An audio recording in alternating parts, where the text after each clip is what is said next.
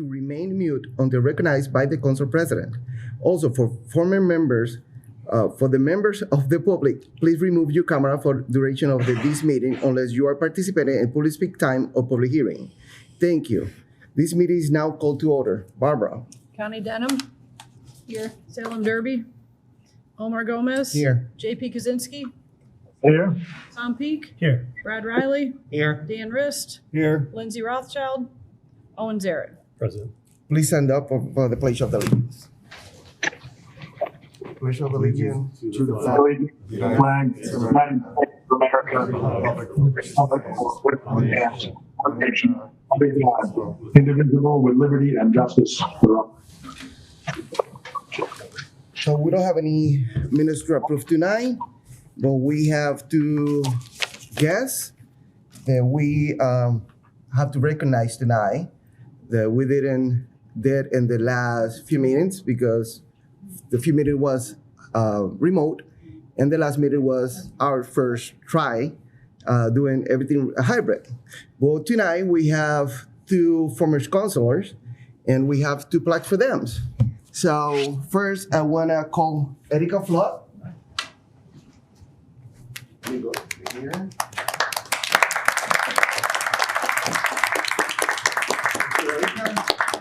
So Chris, there was a great experience having you also. Appreciate this. Thank Here, here. Thank you. And the second one is for Margaret, that we call her Peg Hunter. I appreciate it. And she was the council president, and I learned so much from you and the challenge that you have for the last 2 years dealing with remote meetings.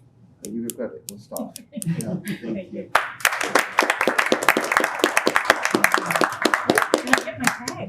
Nice. Thank you.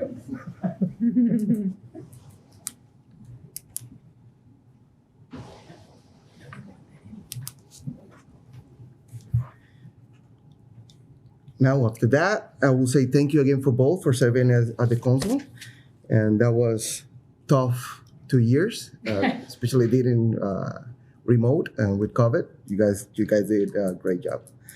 Public speak time. Is anyone here or remote they want to participate? I will ask you please to address your comment to the council. Please keep it to 3 minutes and be respectful. Come to the podium. I'm going to allow the people who are here talking first. Then it's going to be the people and they're participating remote. Please state your name and address for the record, and we're going to give you 3 minutes. Is anyone from the public they want to talk to the council? Come to the podium and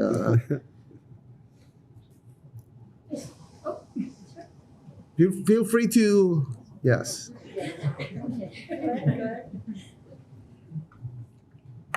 Hello, my name is Judy Green Corvée, and I live at 34 Treehouse Circle, happily for the past 7 years. So, I read with great interest the Open Space and Recreation Plan for 2021-28.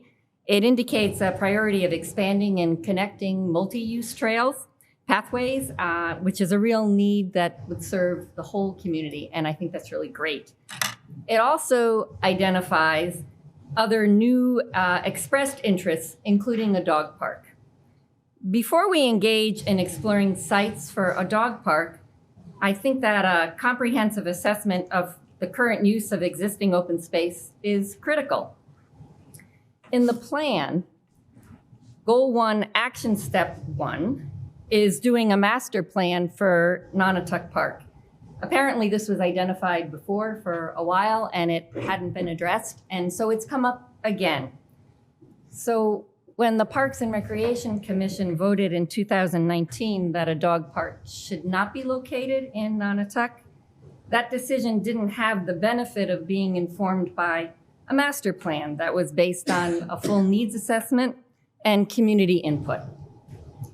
So Nonotuck, because I live close to it, is a tremendous community asset. It's a large tract of city open space that's already dedicated to outdoor recreation.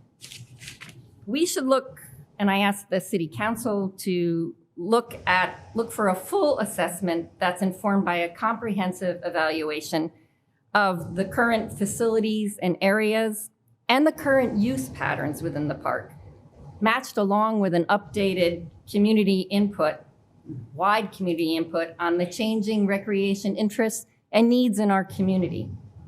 So I urge City Council to first engage in developing a master plan for the park that's informed by a thorough needs assessment prior to identifying or locating any new recreation spaces in town, including a dog park. So I just ask that we look to make the best use of our existing open spaces for recreation. Thank you.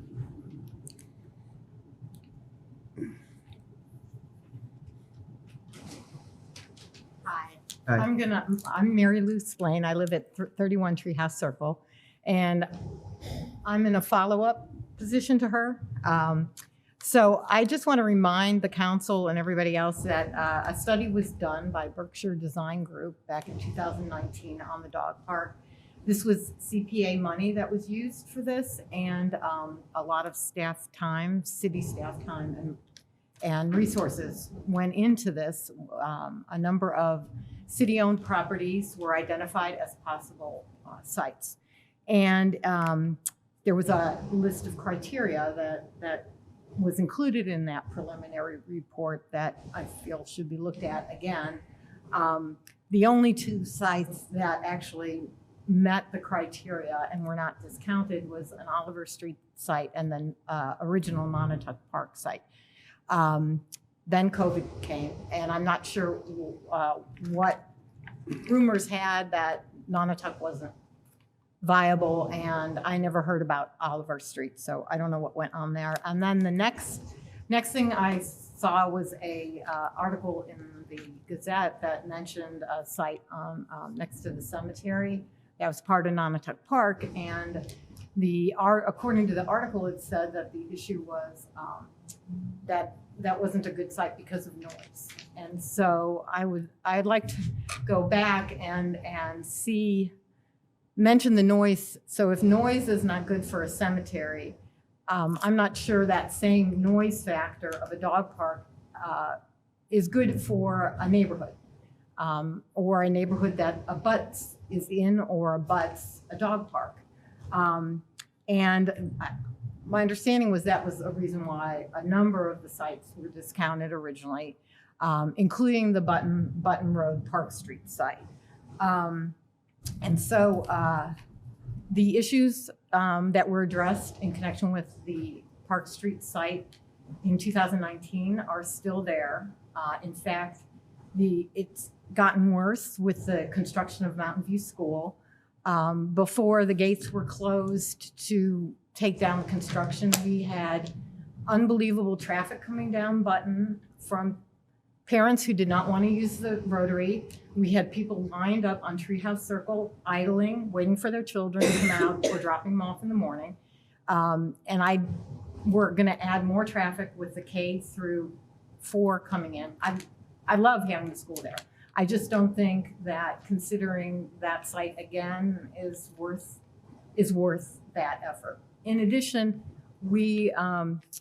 I had seen the Plains to School report that was done, I believe, by Conway School a couple years ago, and that pathway would have gone through the Park Street site. And to me, that's incompatible with having a dog park and cars coming in and out all the time. So I would ask that be taken into consideration as well. But really, I think citing a dog park near any residential neighborhood it's not fair to the residents when you've got all that extra traffic. So thank you for your time. Thank you. Anyone else from the public?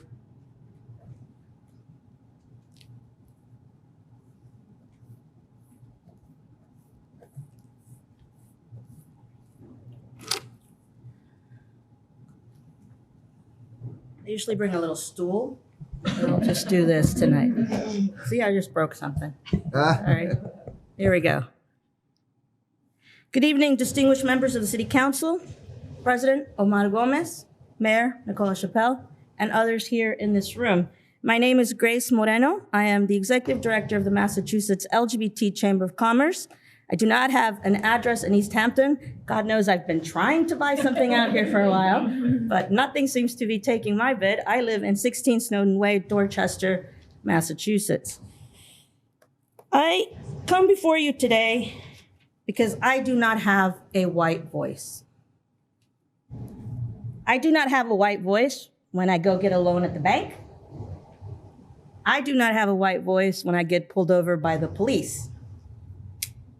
I do not have a white voice, even though you can see that I don't have an accent. Not a Texan one from where I immigrated. Not a Boston one for where I've lived the past 25 years. I speak what they call journalism English. That means that I could be a news anchor.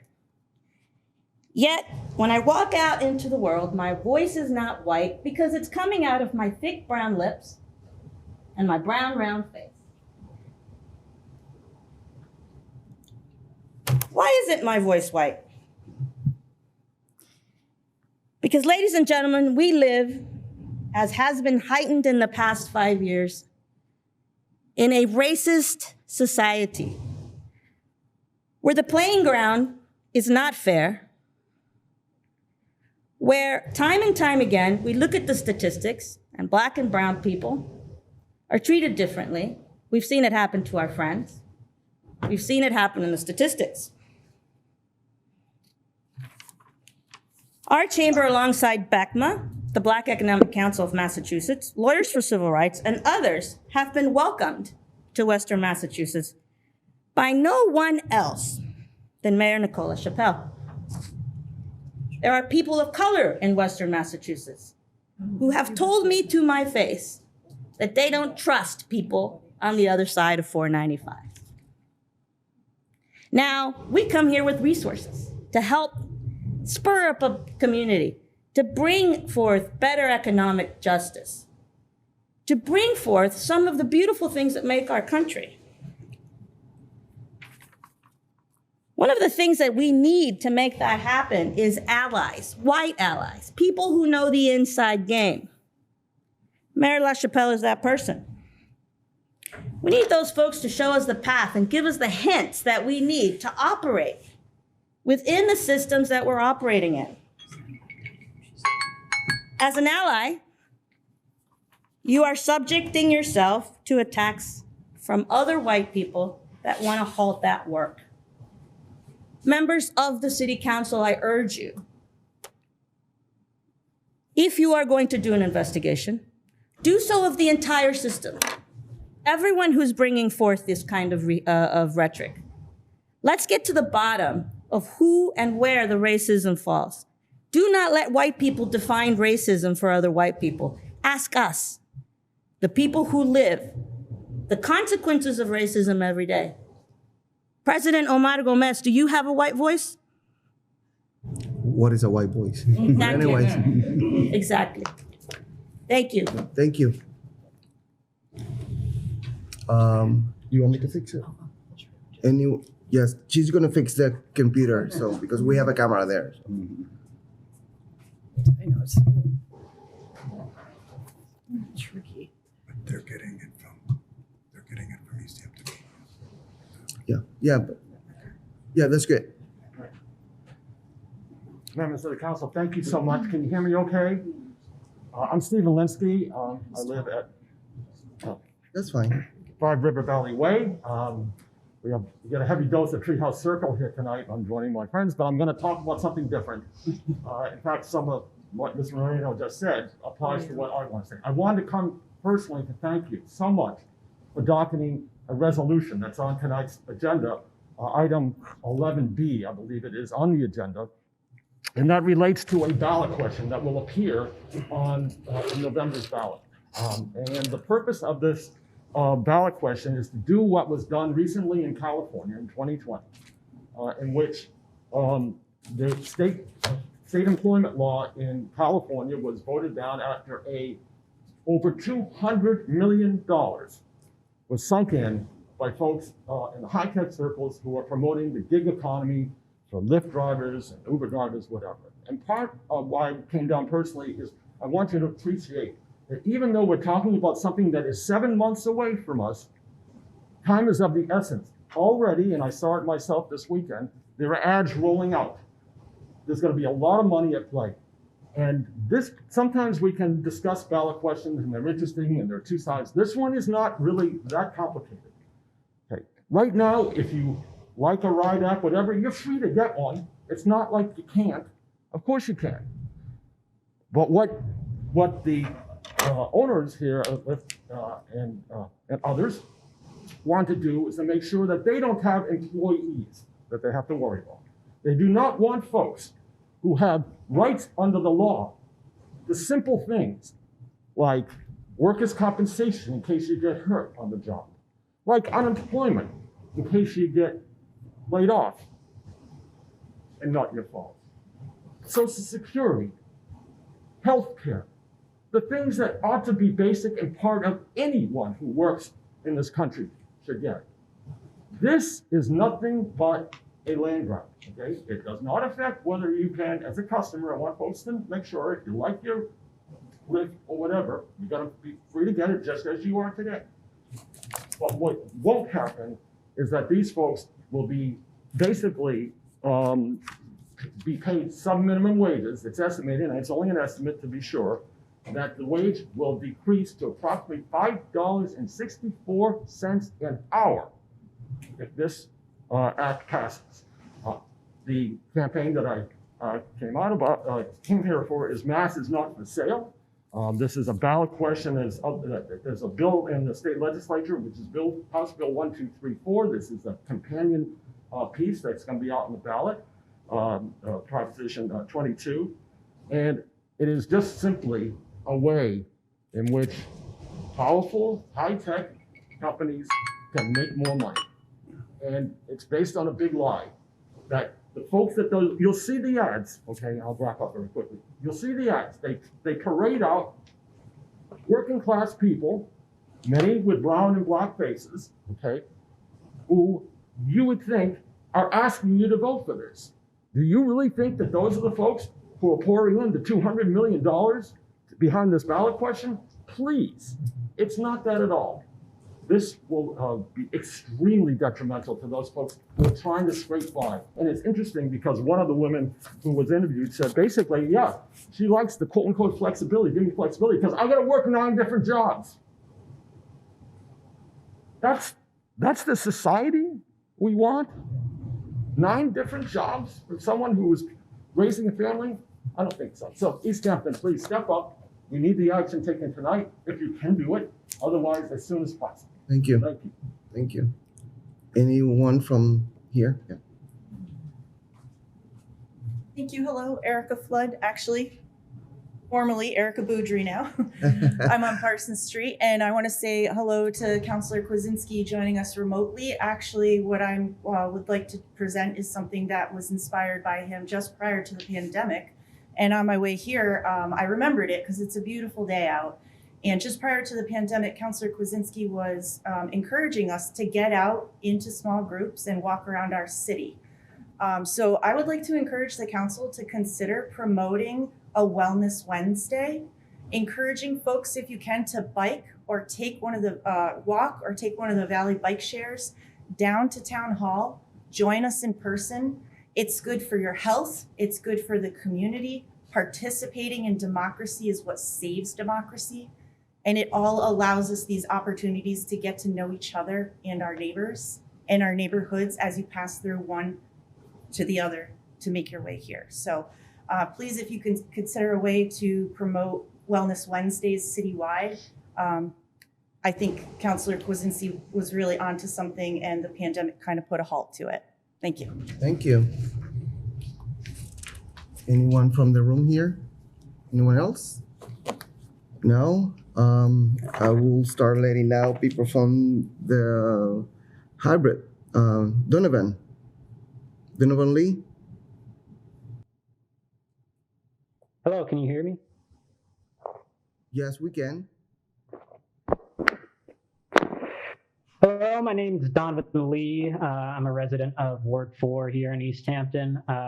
Recently, Easthampton has said that it's going to undertake updating their citywide database. This database will not serve the community without diligent and consistent records collecting and report writing. Over the past year, AKINE has collected many public records from the Easthampton government. We have found many of these records and reports incomplete and written in an inconsistent fashion. Without complete and accurate records, the community of Easthampton cannot accurately assess what the government is spending money on or what services are being provided with that money. You cannot build a good database with incomplete information. The variations on what is or isn't filled out or how it's filled out from person to person will hinder any ability to use what data that is collected to accurately portray what's going on in our community, taking away our ability to see where and how we can improve. I just wanted to say that. Thank you. Thank you, Donovan. Joanne Kurtz? Okay, can you hear me? Yes, we can. Thank you. My name is Joan Kurtz. I'm the president of the Friends of the Easthampton Dog Park, and I have a letter here from one of our supporters who couldn't make it, who asked me to read it. My name is Sharon Aubin. I have lived at 1 Dupree Drive for over 33 years. Easthampton is a growing, vibrant community, and the dog park would serve a lot of the residents and would bring people in from neighboring areas to our great city that would enjoy our amazing coffee places and eateries. Easthampton has a large dog park population that would support a dog park. It'd be a great asset to the city if we have a dog park for our four-legged buddies and their parents. Thank you for your support. So that was her letter. But I would like to add a couple of things. Just to remind the council, we have an offer of up to $250,000 grant from the Stanton Foundation and a blueprint from the park from Berkshire Design. We have over 80 families ready to use and support the park. The location of the park is still up for discussion. As one of the previous speakers mentioned, we are interested in the area between the tree house back and the solar panels. I have on my computer in front of me the report from 2019, which does say that Oliver Street is the first choice as far as the criteria that it met for environmental impact, size, noise, parking, park accessories, etc. But the second choice that came in was behind Treehouse. Nonotuck Park choices were the last two on the list. So the Treehouse is definitely the one that we are still interested in. Mr. Gomez and Mr. Zarat have already expressed their support of a dog park in Easthampton, but now we need more city councilors to come forth and show their support as well. We're going to be holding our first fundraiser on Saturday, May 21st from 10 to noon. We're going to set up in the parking lot of the Dollar General on Union Street opposite Tandem Bagels. We would love if you could stop by and chat with us. Thank you. Thank you. Melissa Incampo?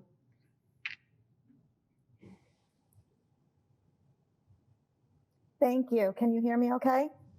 It's really low. But Let me see if I can fix that. Thank you. How's that? that's better. Okay, thank you. Good evening, city councilors and everyone who is at Payson Avenue as well as virtually. My name is Melissa Incampo at 41 South Street, and my family includes Potter. I have a photo, and he is right behind me napping. You might see him, or you might not see him. But I want to let you know that we live and play in a condominium complex with about 15 of our dog neighbors.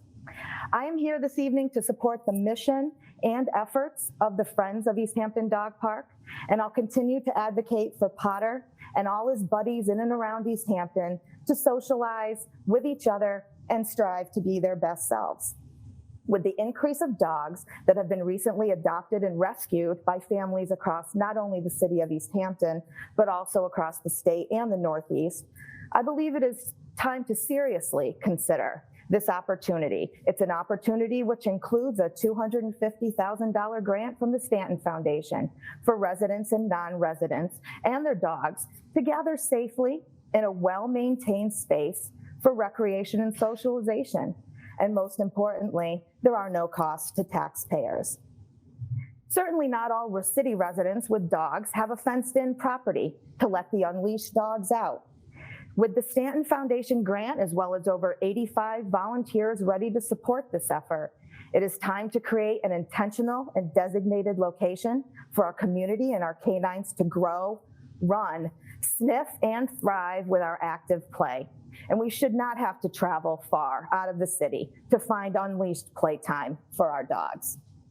I hope you will consider the many ways in which the City Council can continue to support and partner with the Friends of Easthampton Dog Park.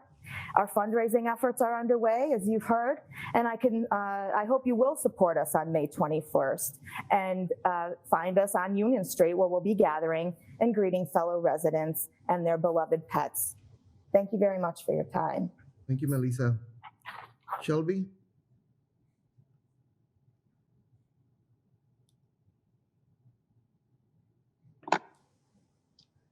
Hi, I'm Shelby Lee. I'm a member of AKINE and a resident in Ward 4.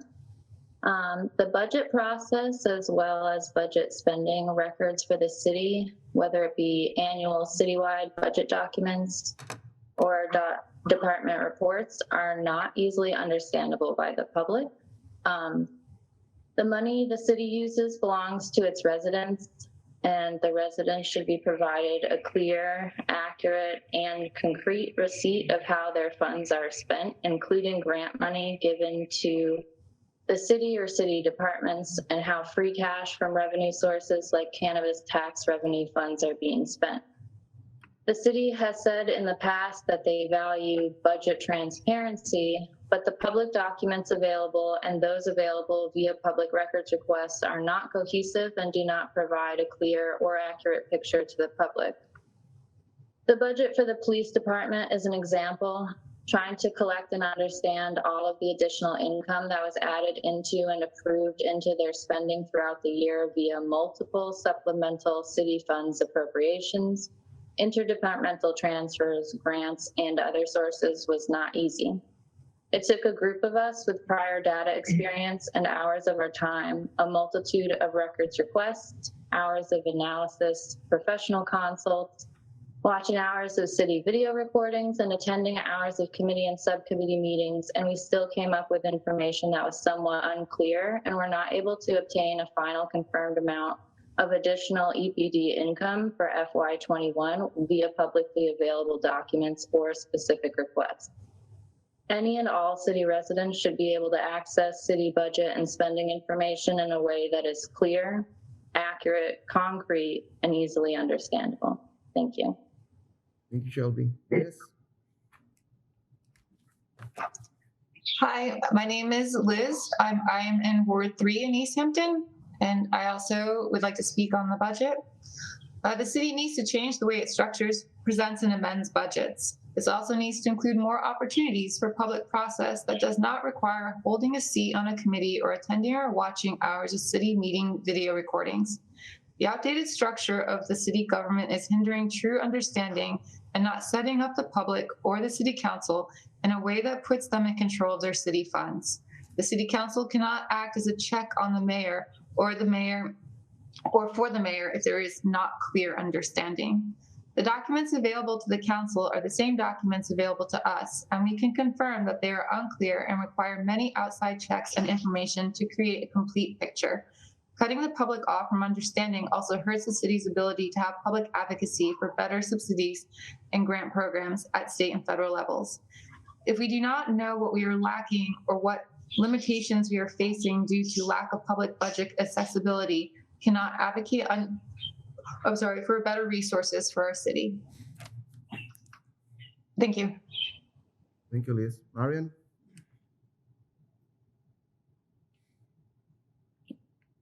Hi, good evening. My name is Maren Goldstein. I live at 16 John Street. I am the finance chair of the school committee. So thank you so much, city council members and mayor. I believe that tonight is going to be the presentation from the mayor's office to city council for the first beginning of discussion of the budget. And I just wanted to call attention to the school budget this year. We are asking for $18,450,907. That is a baseline budget that we are asking to be able to keep the services that we require as we move into a new school.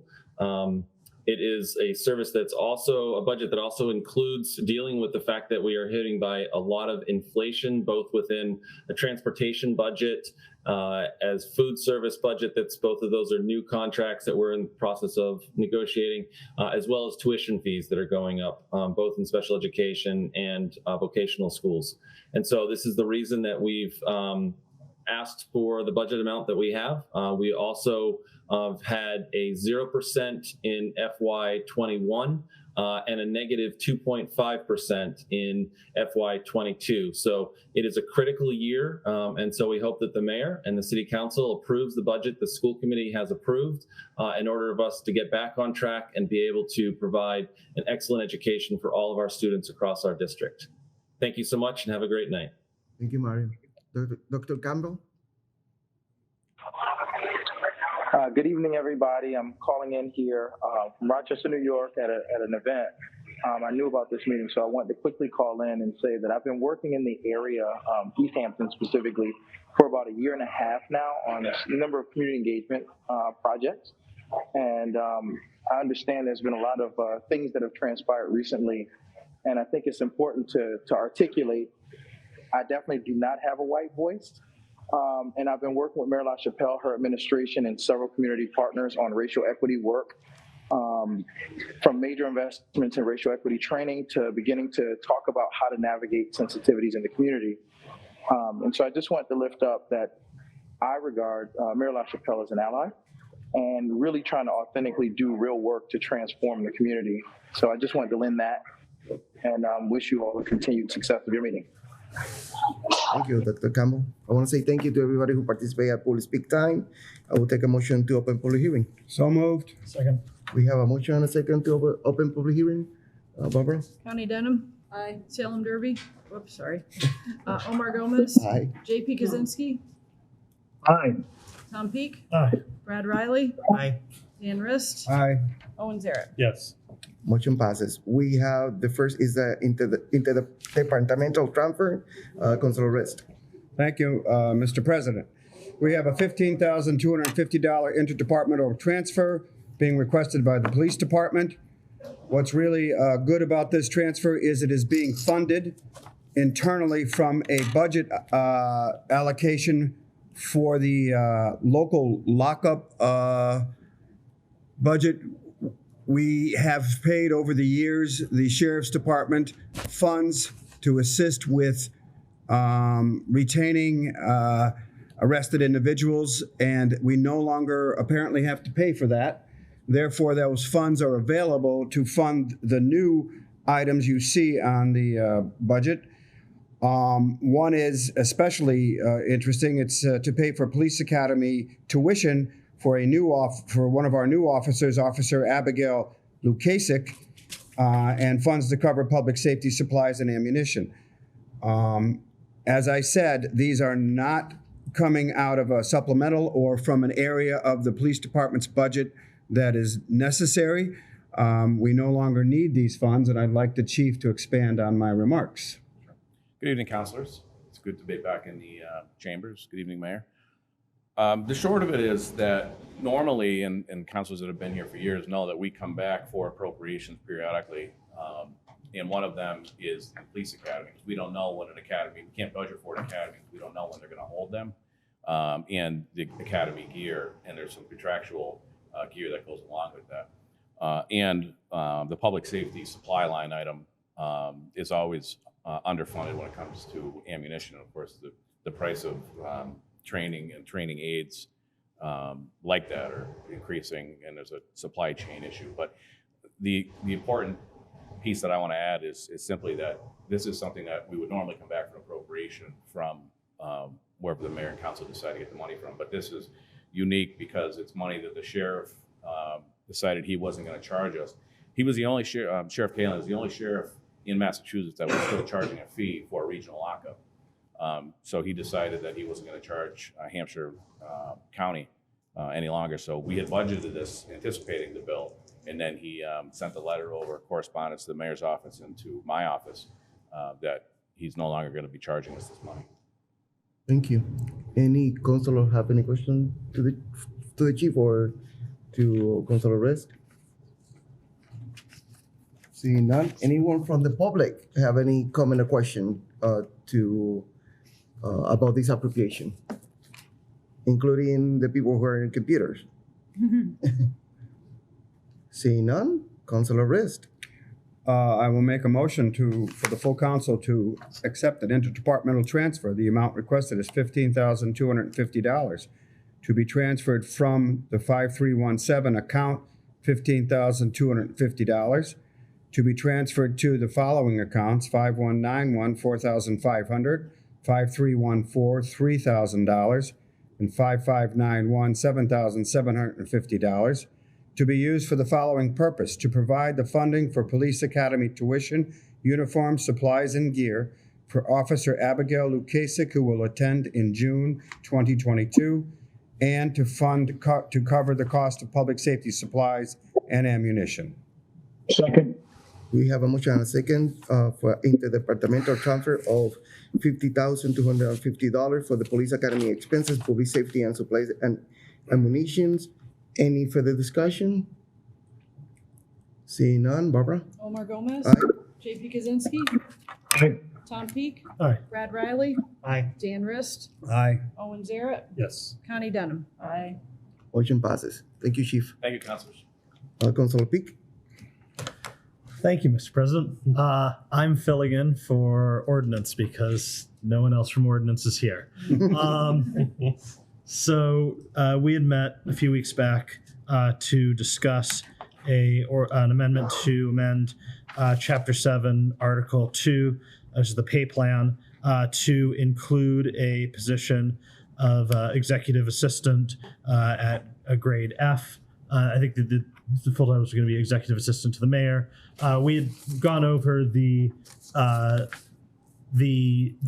description of the job, and we felt that with the increased responsibilities, the grade F seemed appropriate. But at the time, we didn't get an opportunity to discuss sort of the broader vision with the mayor, who wasn't able to make that meeting. So I was hoping, if not to put you on the spot, that perhaps you could elaborate on that.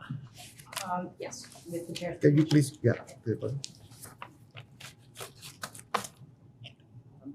Thank you, Councilor Peak, and your fine representation tonight of the Ordinance Committee. So the position executive assistant specific to the mayor is really reflective of the new level of coordination, communication, and a soft skill set to manage the mayor's office. The job description offers an opportunity that other job descriptions don't in our pay grade, really, for the mayor to bring on a person with multiple skill sets that are really quite new to the office and to City Hall, given COVID, but also all the work we're doing in technology. And as we heard from Public Speak, making information more accessible and easier to understand.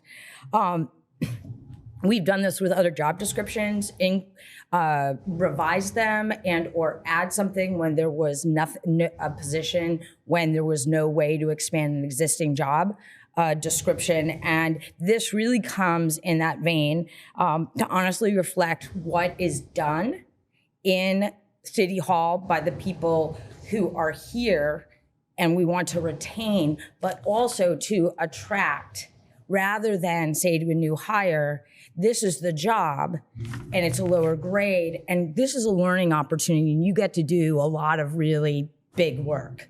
I think that's a false pretense. And I would also, again, as we've talked before, is that it's an equity issue. The reality is most of the folks who occupy the jobs now and occupy assistant and clerk positions in municipal government are women. And with the misconstrued job descriptions that we have now and aren't updated, are not broad, affects a population that already is behind. in pay equity and benefits. Thank you. Any questions from the councilors? Councilor Rist? Madam Mayor, this is a new position. It is. It does not necessarily replace the current position, correct? It does not currently replace the position, and for future mayors, I have, and you'll see in my budget proposal, a vision for my office and what I feel I need and the city deserves. But it also gives future mayors more latitude to decide what skill set and appropriately recruit for those positions. So it helps, really just gives flexibility to what the needs are, the base needs. Or honestly, if there's a need for more than one person in the office, that assists the mayor. The other thing I wanted to say to the public, and I hope you'll concur, is I've read this job description carefully. I've managed and chaired 2 charter committees. This particular job description does not supplant any authority of the mayor, does not add to this assistant position any authority the mayor is granted in the charter, and is exclusive to the mayor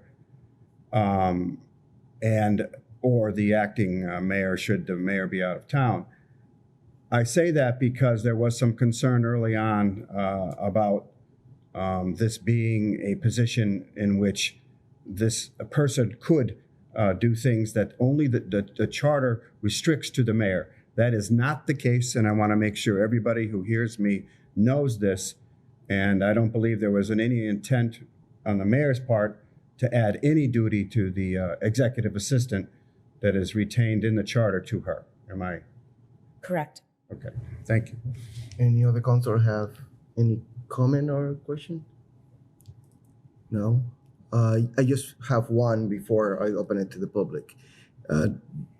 If we approve this tonight, the position will be open for everybody. And then I guess because it's going to be a mayor position related to the mayor will choose that person. How it's going to be the process? The process would be very similar to any other position we post. It would post for 10 days publicly, also internally. The applications would be screened by our HR director, and she puts together a small team to interview. And while this person would work in the mayor's office, just by the job description, they're interfacing really with the public a lot, but also everybody, public body and department in the city. So we would then go to a second round, and the second round would include myself and the HR director. That's the process we have made up, but this is not an automatic gimme. If approved, we will follow the typical search and posting. Thank you. Anyone from the public have any comment or questions to the mayor or to the council about this topic? Seeing none, Councilor Peak. I would make a motion to amend Chapter 7, Article 2, Classification and Pay Plan, Section 7 through 17A, Classification of Employees, Exhibit A, by adding the position of Executive Assistant at grade F. Second. We have a motion and a second to the City Ordinance amend Chapter 7, Article 2, Classification and Pay Plan, Section 717A, Classification of Employment, Exhibit A, by adding the position of Executive Assistant position at grade F. Any further discussion? Councilor Rist. I must ask to amend the motion to add the words "to the mayor" after the word "executive assistant," as this is the proper term that is described in the job description. So that's an amendment to the original motion. Requires another second. We have a motion and a second to amend the title of the position. Any further discussion about the amendment? Seeing none, Barbara? JP Kaczynski, Yes. Tom Peak, Aye. Brad Riley, Aye. Dan Rist, Aye. Owen Zaret, Yes. Connie Denham, Omar Gomez. Aye. Motion passes. We have a motion and a second as amended. Any further discussion? Seeing none, Barbara? Tom Peak. Aye. Brad Riley. Aye. Dan Rist. Aye. Owen Zaret. Yes. Connie Denham. Aye. Omar Gomez. Aye. JP Kaczynski. Yes. Motion passes. I will take a motion to close the public hearing. So moved. Second. We have a motion and a second to close public hearing. Barbara? Brad Riley. Aye. Dan Rist. Aye. Owen Zaret. Yes. Connie Denham. Aye. Omar Gomez. Aye. JP Kaczynski. Yes. Tom Peak. Aye. Motion passes. We have communication from elected officials, board and committee. We have the planning board recommendation, rezoning amendments for housing, for the art smart growth. That's for information to the councilors. Read it. That's coming to the council pretty soon, so I would encourage you to read it. We have Cindy from the Council on Aging. We're gonna move the report from the senior tax work of from the bottom of the agenda to now. So I will give the opportunity to Cindy to give us the report. Okay. And can you please state your name and position on the city, that way everybody will know. Hi, I'm Cynthia Terrell. I'm the director of the Council on Aging since October 2021. So most of you haven't seen my face before. And I'm joined by Teresa O'Connor, who's a senior tax work-off worker. So I'll just give you an update on year one of the 3-year pilot that city government approved, and then talk with you about our plan upcoming for year 2, which is happening right now as we speak. And then Teresa can very briefly tell you what it's like to be a senior tax work-off person. So year 1, we filled 9 of 10 approved positions. The 10th was for the school department, and they weren't able to host that position. There were 9 positions, 4 in the Council on Aging, and several assisting with other duties throughout the city. The success of the program, both for the taxpayer people who filled those positions and for those departments, was such that the departments communicated, assessed how it went, and asked to increase the number of positions. And most of the people who filled the positions want to reapply, so that also shows some success in terms of how they were supervised and how they worked. We're going to put 20 people into positions. We've created from those 9 positions some duplicates so that we can have more people filling roles like receptionist at the Council on Aging in the afternoon. And we're creating some new positions.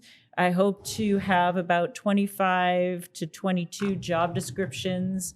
And the point of that is so that if people apply, but they don't match exactly one of 20 positions, this way we have a few more positions so we can accommodate some more taxpayers. We need to get all of the applications by May 30th. We're filling them on a rolling basis. So we want the public to know to get their applications in right away. There was a press release and some earned media about this. We also have on-site postings. We want to see a lot of applications because some people's applications, some people will be financially ineligible. Now, not every city and town in the Commonwealth has selected income eligibility as a criteria, but we have, although ours is moderate income and below. It's not just low income. So that does open it up to many Easthampton people who are 60 plus. You have to own your home and live in that primary residence that your tax abatement would go to. And the last thing I'll say before introducing Teresa is that you earn a minimum wage rate for the hours that you work. The maximum you can work is up to $1,500. And because minimum wage goes up each year, that means that the number of hours changes every year. So it was 111 hours last year, and now it's just over 105 hours that you can work. And this year you would work between May 1st and October 31st in a compressed cycle of year 2 as we switch from the fiscal year to the calendar year to ensure that everyone gets an abatement before they pay their taxes. And year 3 will begin January 1, work by October 31. So you have more time to get your work done, and people will not work in November and December. So we'll have a much smoother fiscal process. It'll be easier for the taxpayers, and also they'll have those seasonal positions where you can work outside. There's more months to be able to work outside than in year 1. So Teresa, you want to come up and just introduce yourself and talk a little bit about your experience as a senior tax work-off taxpayer? Sure. Hello, and thank you for having me here tonight. Mostly, I think what I would like to do Just is... for the record, can you please state your name? Oh, yes. Thank you. My name is Teresa O'Connor. I've been a resident in Easthampton for about 30 years now. And I've been mostly retired for the last several years. And so what I want to do primarily is just thank you all tonight, the City Council, the Mayor, and the taxpayers of Easthampton for putting this senior tax work-off program into place, trying it out last year, and now extending it. I do think it's a really good program. And so I also encourage other seniors to consider it. I think it's a very senior-friendly process in terms of the interview process actually was fun that I went through. It was very pleasant. And then the expectations are not too high the way sometimes competitive jobs can be. I think for seniors, for me, it was a very pleasant experience to just for me, I'm doing 4 hours on Friday afternoons working at the reception desk at the senior center. And the staff have been very supportive. And so I enjoy the work. And so I guess what I want to communicate tonight is the $1,500 tax assistance in return for the work has actually been very, very helpful for my budget. But beyond that, in terms of the social, just getting back into, a little bit the work world has been a very nice process for me. It impacts not just the 4 hours that I work, but it actually has a little bit of impact on me throughout the week to know that I'm part of the senior center and I feel a little part of the working world again. It's just a nice process. So thank you. And I encourage any seniors out there who are thinking about it to give it a shot. Thank you. Thank you. Is any counselor have any question to Cindy? Keep up the good work. Yes, yes. It's great to hear. Thank you. Very much. Thank you. And just to let people know how they can apply.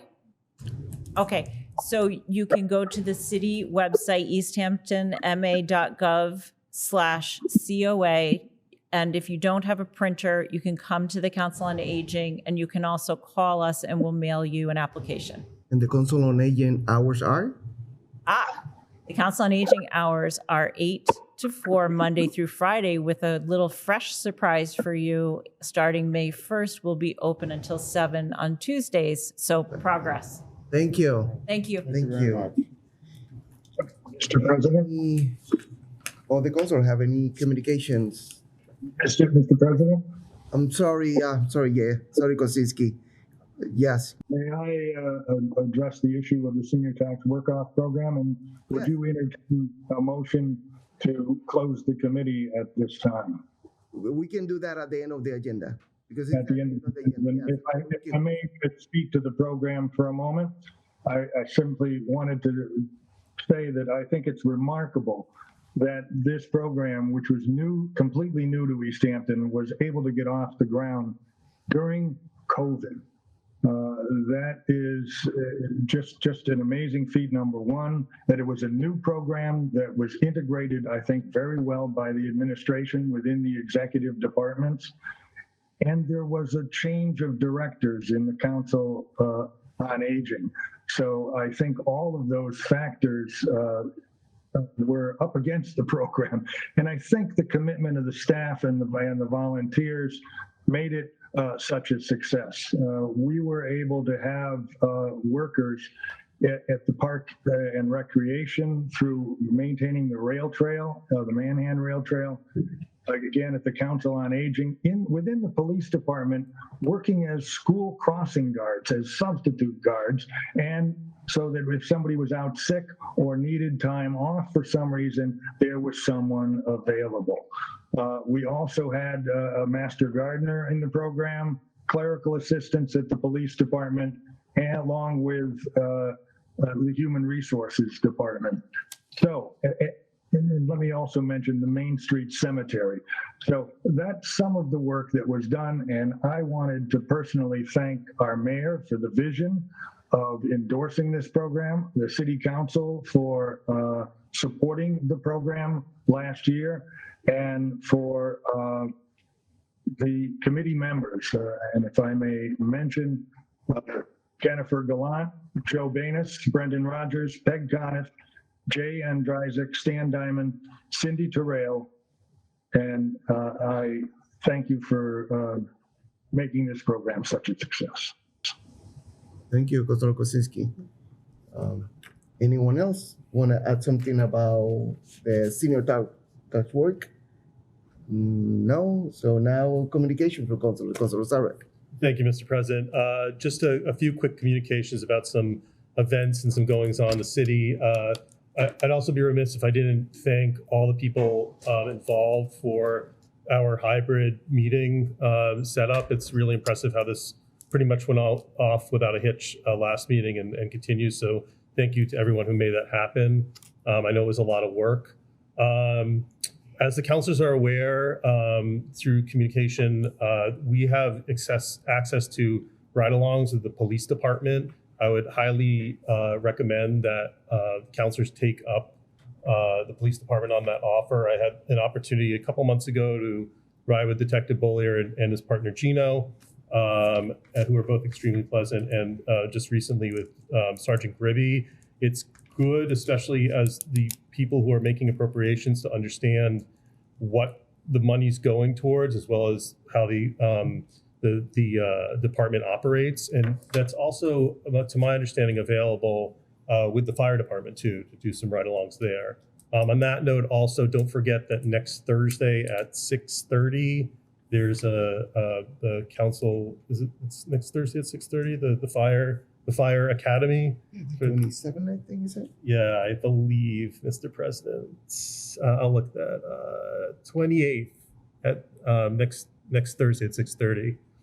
Just a couple really quick announcements for the council and the public at large. Town Cleanup Day is May 15th. That's a Sunday from 9 to 1. Please feel free to sponsor areas in the city. Both residents and councilors can get in touch with me, and I can help connect you with the organizers. There's a virtual Narcan training going on through the Opioid Task Force and Tapestry. The 28th, the 17th, and the April 28th, May 17th, June 24th. These are all virtual. It's a great opportunity, especially with some of the upcoming initiatives in the city. And I'll send this out to the council too. It's www.opioidtaskforce.org to get in touch with that. On that note too, I had the privilege to visit some of our local dispensaries yesterday with members of the Easthampton Healthy Youth Coalition. They're currently holding a safe storage campaign, basically asking people to both take a pledge but be cognizant of the pharmaceuticals and legal cannabis that we have in our houses, and encouraging people to lock up those items. And we were speaking with local dispensaries about carrying locking pouches. On that note as well, Drug Takeout Back Day is Saturday, April 30th from 10 to 2. And just to make people aware too, The mayor had a proclamation at the beginning of the month. For those who don't know, it's Child Abuse Prevention Month. That's the flag flying over the city right now. I highly encourage counselors to get in touch with Carol McElhaney, who runs the Children's Advocacy Center of Hampshire County. They'll also offer you tours. It's very interesting to see the resources there and what they offer. And that's all I have. Thank you for the time, Mr. President. Thank you, Councilor Sarah. Any other council member communication? Seeing none. Mayor's communication, Madam Mayor.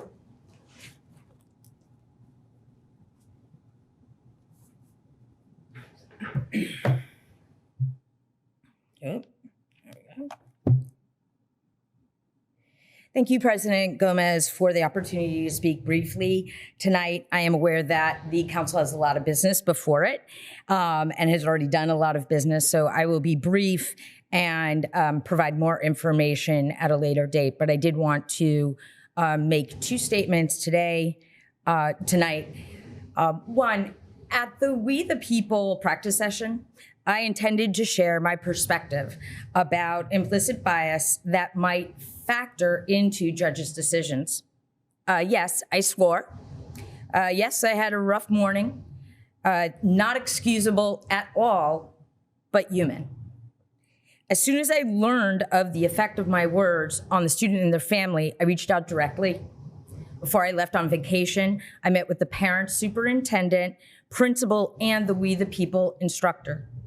And I also wrote letters to the family and to the We the People class that was present. My comments were intended to strengthen the students' argument by acknowledging factors that are out of their control, the bias often faced by people of color. I believe deeply understanding and anticipating possible bias is essential when delivering public remarks. But my words were heard differently by a student and their family. I assumed, and correctly, that they would understand my intent, and I was wrong. As a woman, I am familiar with bias, but being the other is not my experience. My presumption of how best to deliver my comments should not have caused harm, and it did. I shouldn't have assumed the audience would understand my intent, and I fully appreciate the mistake I made, and I will do my best not to do it again. I will update the council and residents of our community and my personal and professional steps to break down barriers. And I firmly believe that these barriers must come down for our community's health and success. I would also like to notify the council now, and I just emailed School Superintendent Allison LeClaire, the school committee chair, Cindy Kwasinski, as well as President Gomez, that with an update of the city's fiscal year 23 budget process, reviewing the process of the Easthampton School Committee March 22 budget vote, there appears to be process issues that could affect the validity, not the content of the budget, but validity of the vote.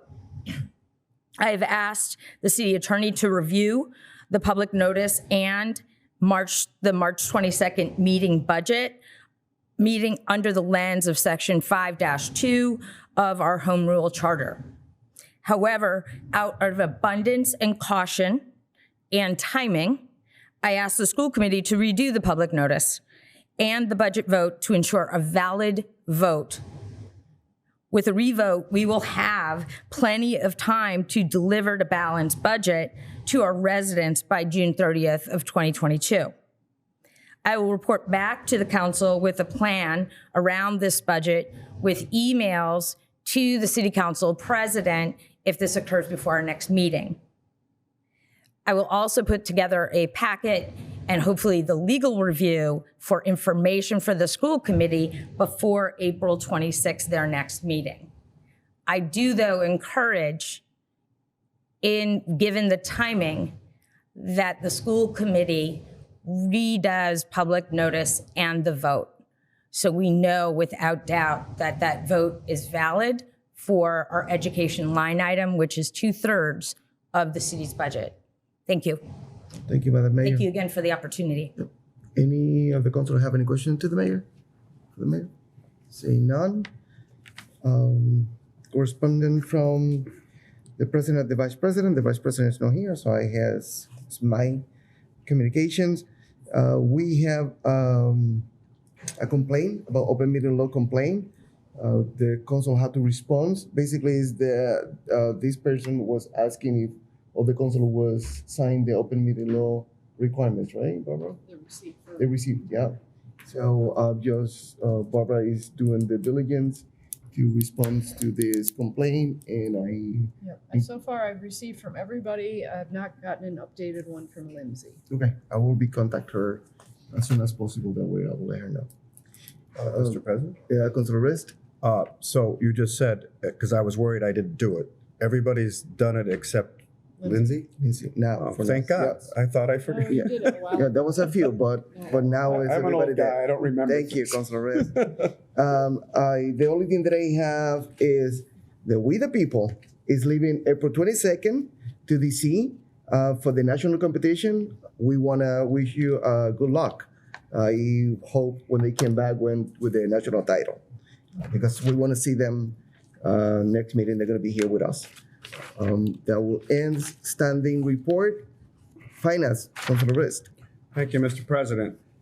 We have some new business which will be presented to the Finance Committee later on this evening. We will meet next Wednesday at 5 p.m. This meeting will need to continue to be remote, as I do not want to attend leaving on a plane the next day, so I kind of don't want to get COVID. Not that any of you would give it to me, but so we'll be virtual 5 p.m. Next week. Also, the mayor just announced that she will be presenting the budget on May 4th, and I would like to repeat for the public's sake what I've sent to the council. The Finance Committee meetings on the budget will take place as scheduled because the delay in the mayor's presentation does not affect those dates. That is May 9th, Public Works, Enterprise, Culture and Recreation. May 11th, General Government, Human Services. May 16th, Public Safety and the CPA. May 23rd, Education, Debt and Interest and Unclassified. And May 25th, we will review revenue and we'll take final votes. Another thing I wanted to read, a statement regarding some scuttlebutt. I'm sending this because the budget hearings are coming up and I want to clear up any misunderstandings. Regarding Finance Committee budget hearings, the role of the City Council is to examine the budget as supplied by the mayor for all departments, as it has been for my 26 years on this council. The only authority we have, as established by state law, is to approve or reduce the budget for any department. We cannot add to the budget in any way. We do this only through subsequent supplemental appropriations submitted by the mayor during the fiscal year the budget has been approved for by this council. It has come to my attention that there are some residents or other government officials who feel the council has the authority to approve the school committee's budget as it has been requested by that committee, bypassing the mayor. This is not the case and never has been. However, to confirm this, the president has received an opinion by the city attorney that does indeed confirm our role is only to approve the mayor's budget and not to independently approve the school budget. He cites state law as well as our charter. This opinion will be made available to all by the president. I bring this up to hopefully avoid such debate during the Finance Committee budget hearings. Respectfully. That concludes, Mr. President, unless anybody has any questions. We have to extend one of the charter require, no? No, she told me that she made a mistake on the agenda. That was done at the last meeting, Okay. as well as one under ordinance. Okay. Yep, I missed it. Thank you.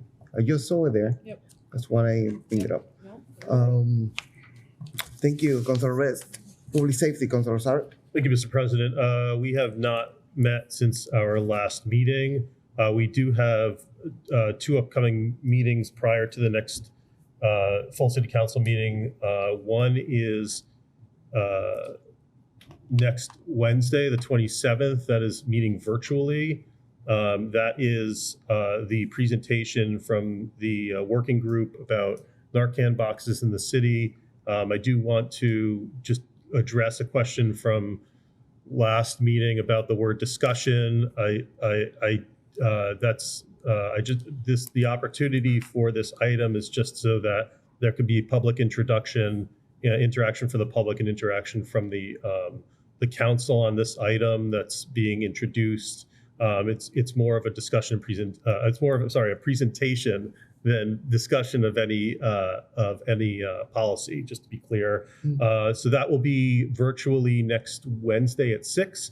And then we also meet in person at 6 p.m. on the 3rd. And that will be a quarterly review with the DPW, as well as then also to discuss with the DPW director who will be there some of our ongoing items, which include the four-way traffic light, South and Main item, and the speed monitoring signs. And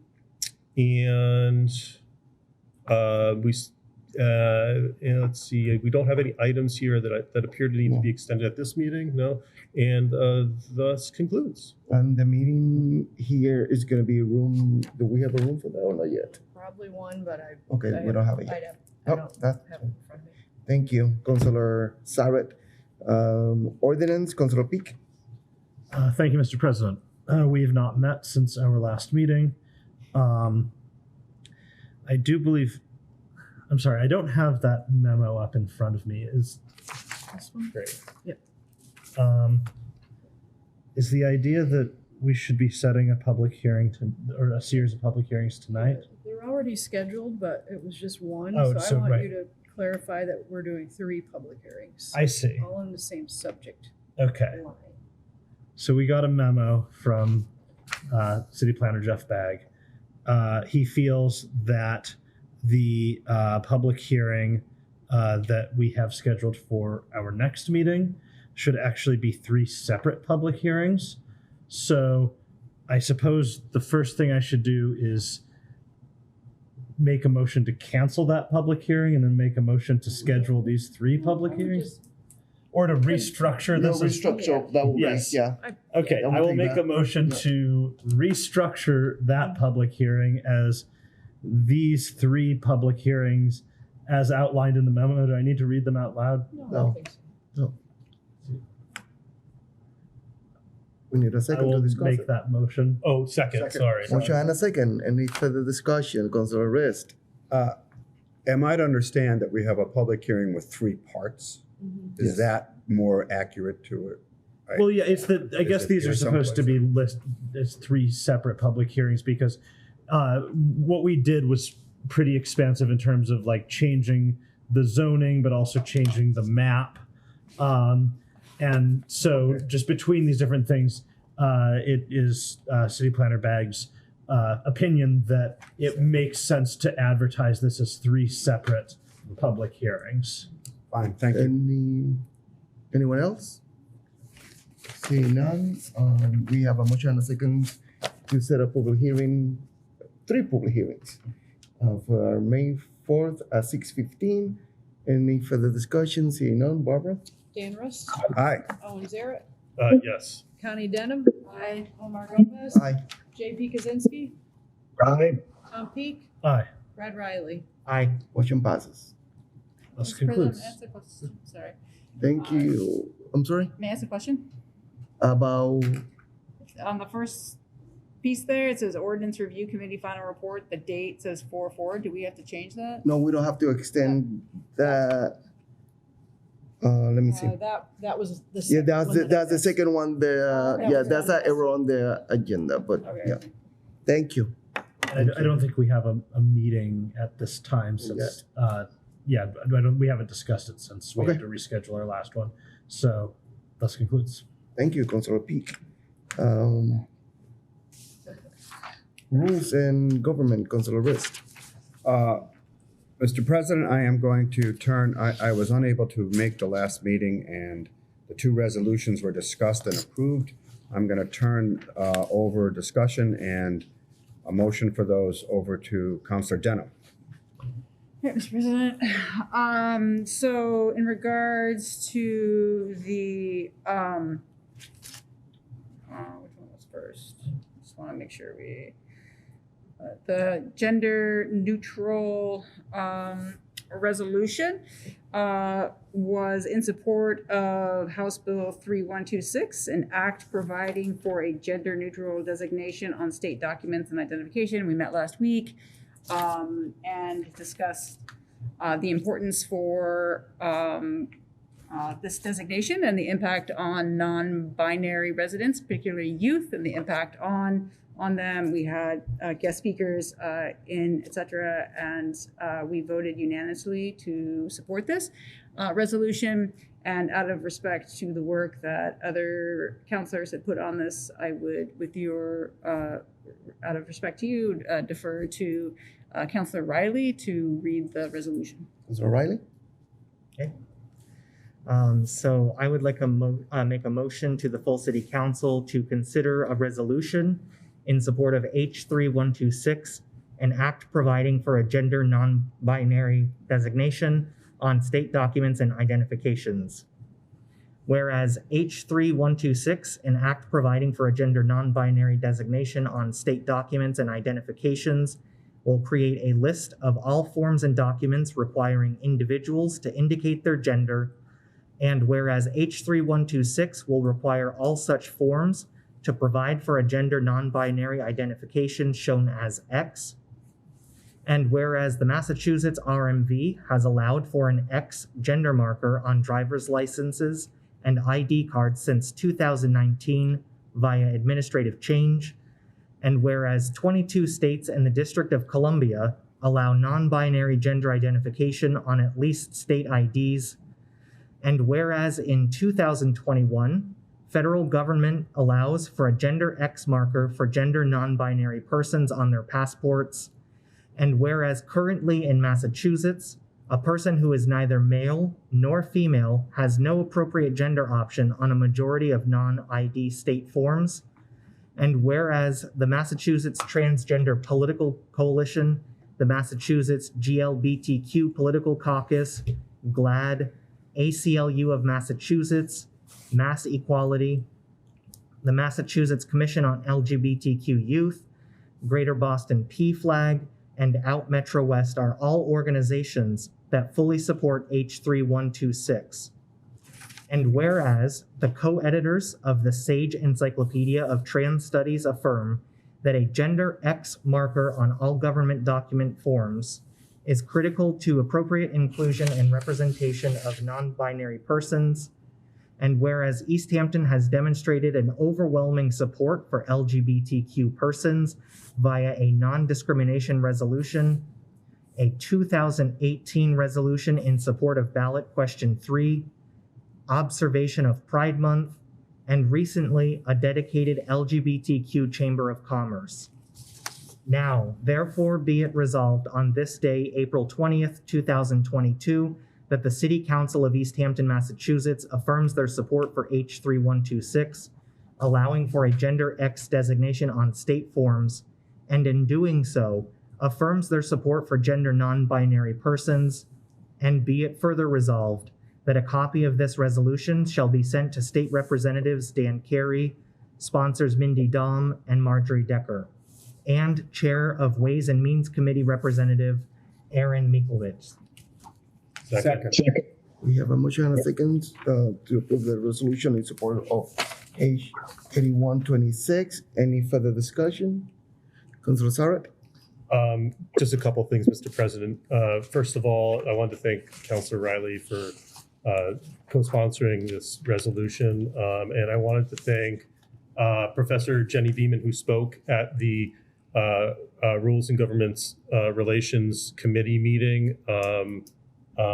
Professor Beeman, who uses they, them pronouns, is one of the co-editors of the Sage Encyclopedia of Trans Studies and had brought this to my attention, which prompted my speaking with Councilor Riley about this resolution.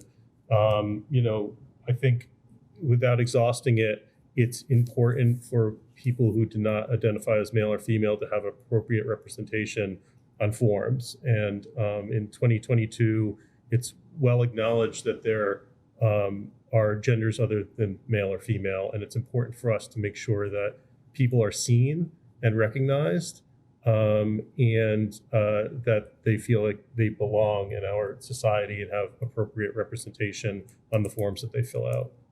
Those of you who are at the meeting probably may have noticed that I became a little emotional about this discussion. It's just because it's work like this that makes me very proud to be in government, even though this is not a binding resolution, but it's work like this and resolutions like this that hopefully push folks on Beacon Hill to recognize the will of the people. So I want to just thank the council so far for their support in committee. And again, Councilor Riley, and also congratulations on reading your first resolution in chambers.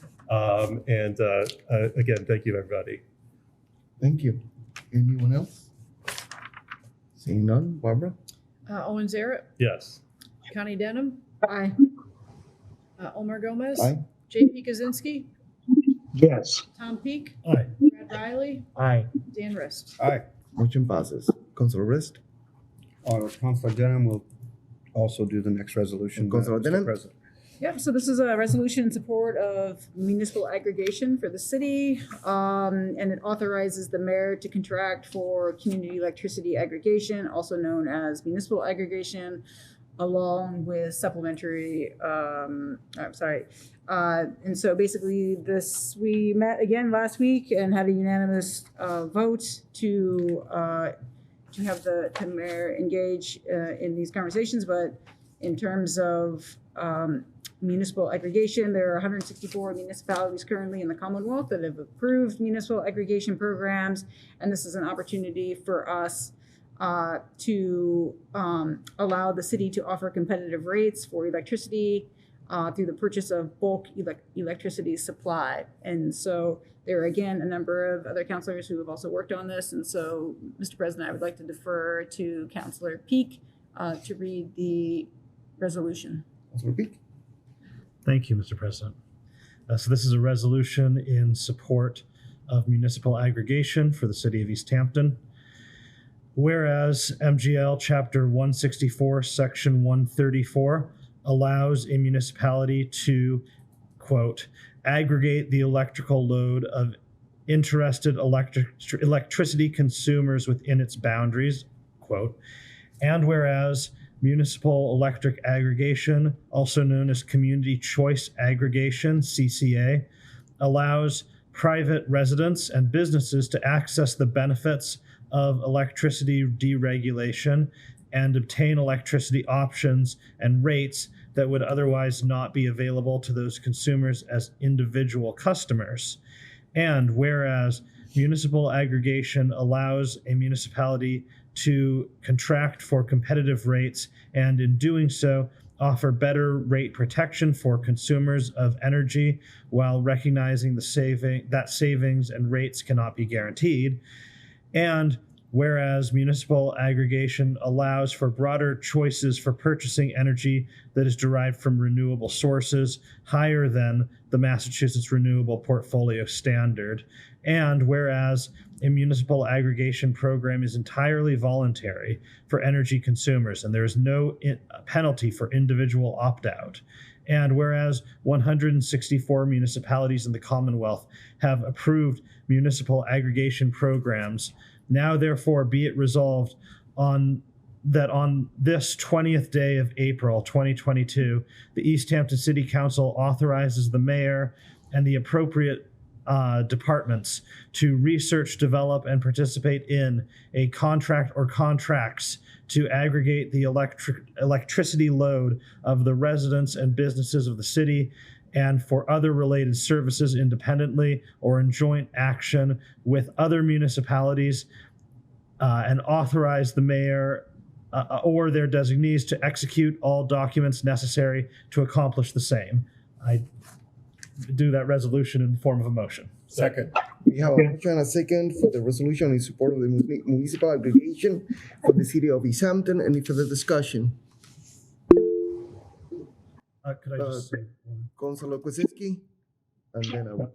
And then I just wanted to note that in committee, I heard that this does not bind us to anything, but sets us down the path.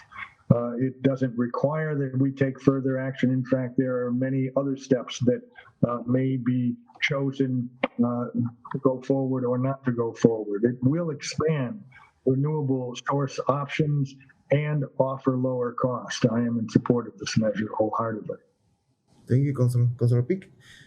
Pretty much what Councilor Kwasinski just said. There's a lot, this process has a number of steps. There's a lot of touch points between now and the point where people could be benefiting from this program. So I just want to say, like, we can't move forward without doing this, but also there will be a number of other opportunities for folks to engage with this process and for us to provide additional levels of scrutiny to any proposal.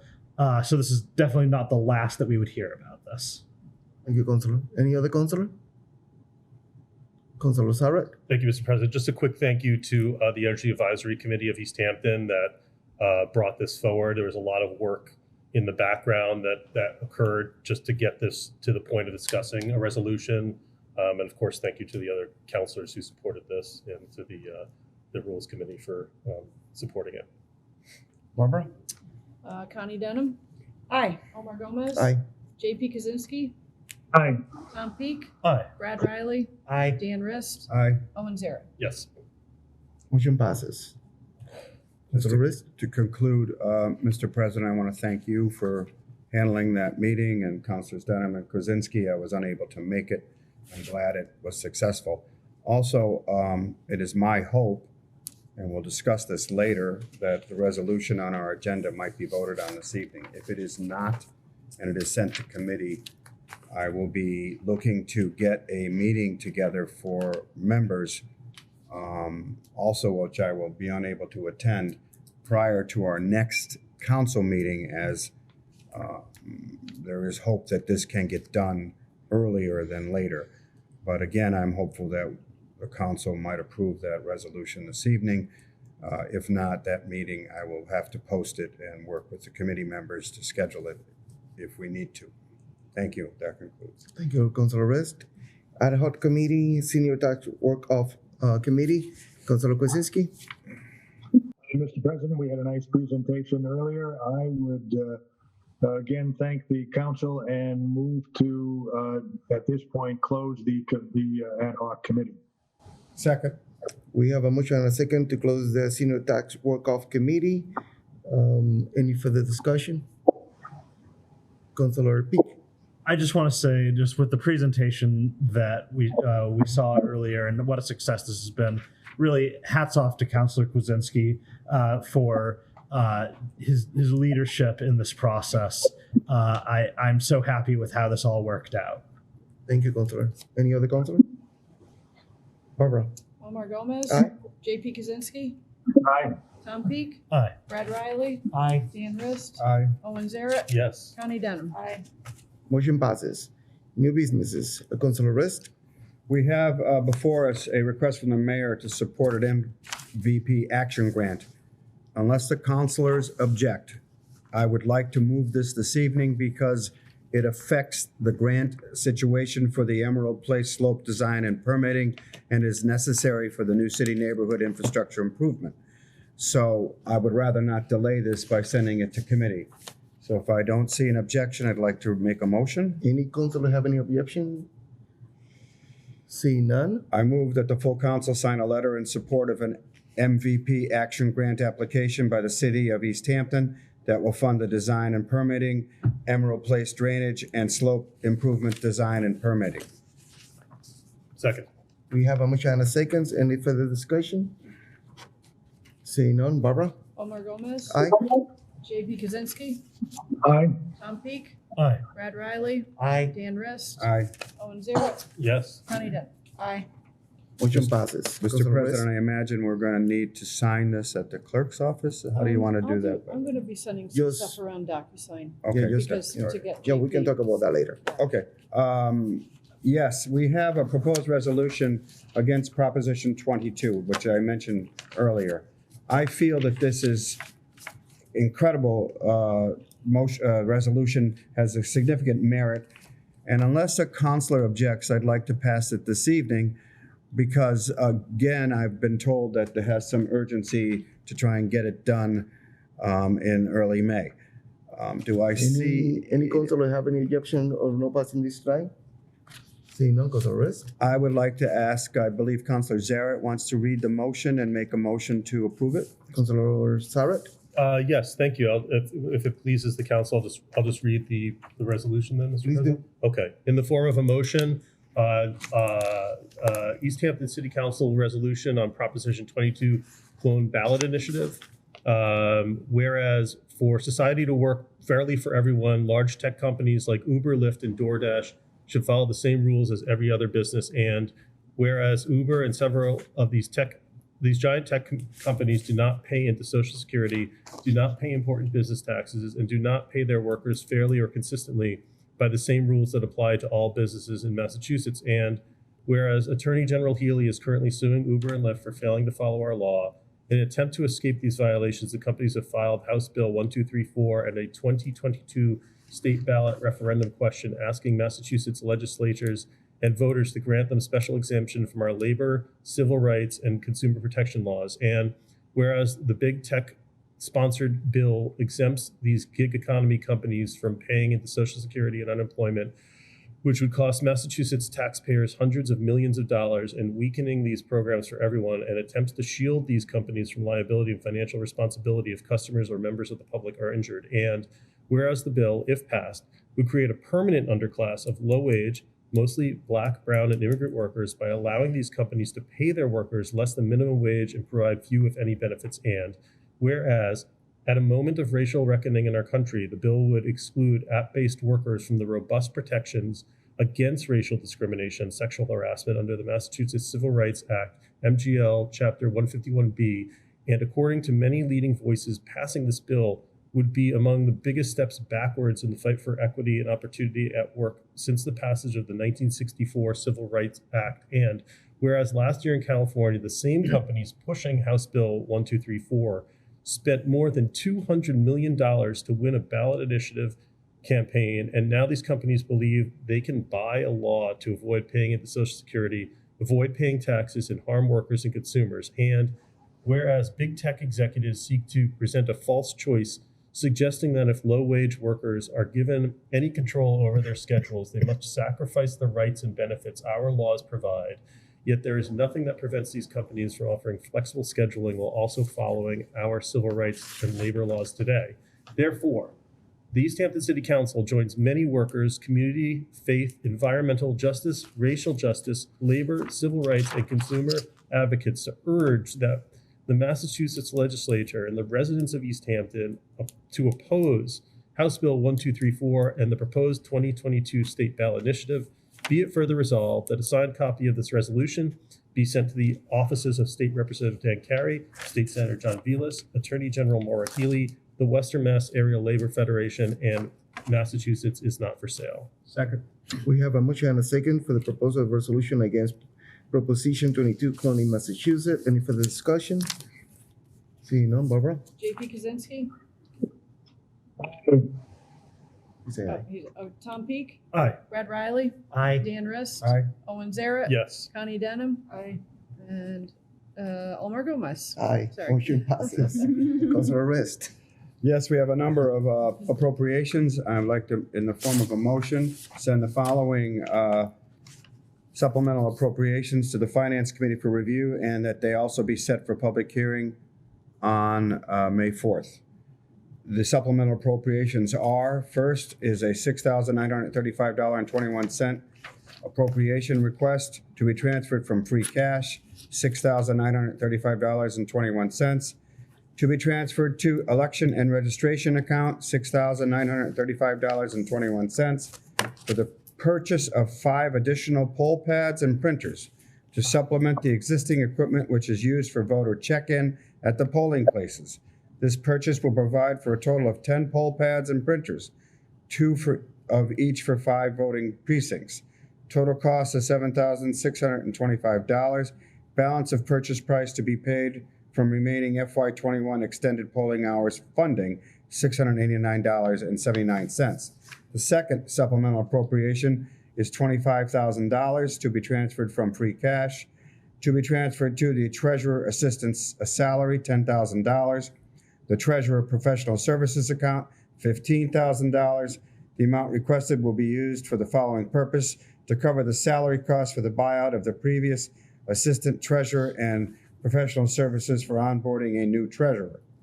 The next supplemental appropriation is $679 to be transferred from free cash, to be transferred to the IOD fire medical expense account, $679 for the following purpose: to cover remaining fire injured on duty medical expenses from FY21 billing incurred after fiscal year closing. The next is a supplemental appropriation. The amount is $2,212 to be transferred from free cash, to be transferred to the IOD police medical expense account, $2,212 for the following purpose: to cover remaining police injured on duty medical expenses from fiscal year 21 billing incurred after fiscal year closing. The next is a supplemental appropriation for $12,720 to be transferred from free cash, to be transferred to the IOD fire medical expense, $12,720. The amount requested will be used for the following purpose: to cover fire injured on duty medical expenses for the remainder of FY22.